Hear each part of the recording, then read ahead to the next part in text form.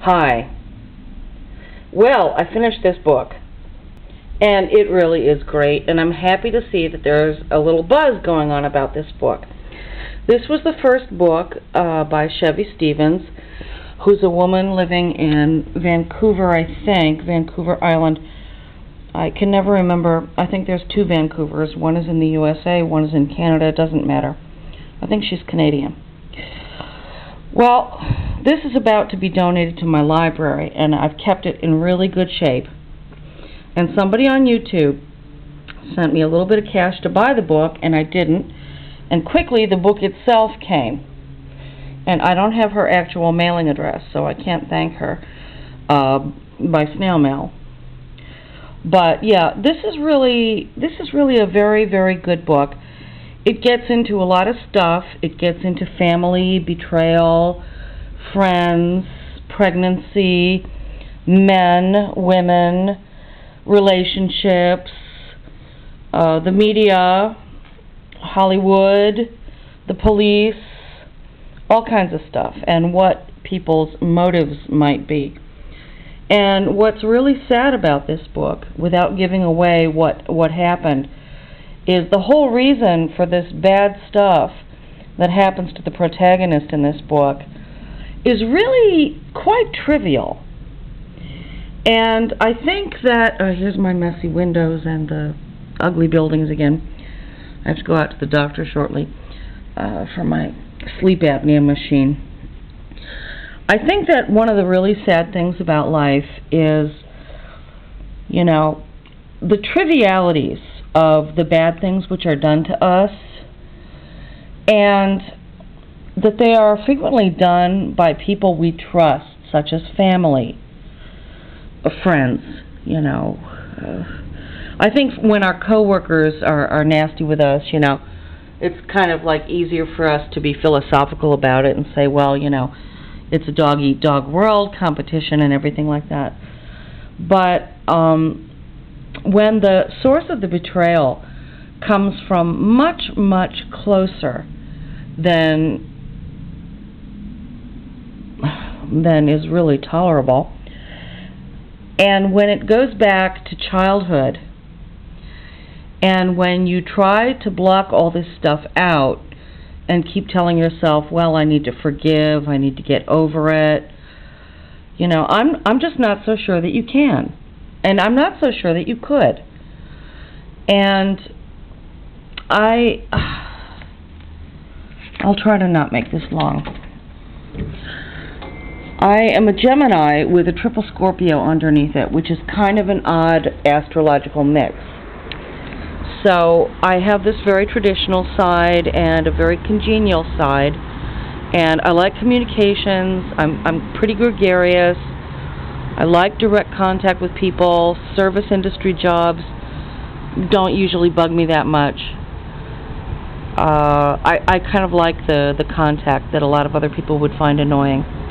But beneath that, I have this triple Scorpio thing, which makes me very psychic and very, very sexual. And because I have this Gemini sun, that also makes me rather traditional and conservative.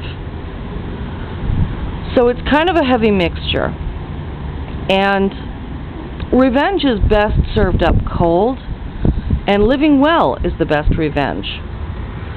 But I confess, I'm very tenacious. I have this Amish-type background, Pennsylvania Dutch, whatever you want to call it. And I can take decades to get done what I need to do. One of the best things you can do to people who are hurting you, especially family members, is to withdraw. Really get out of there. Get out of there. Leave the area, leave the region, never go back.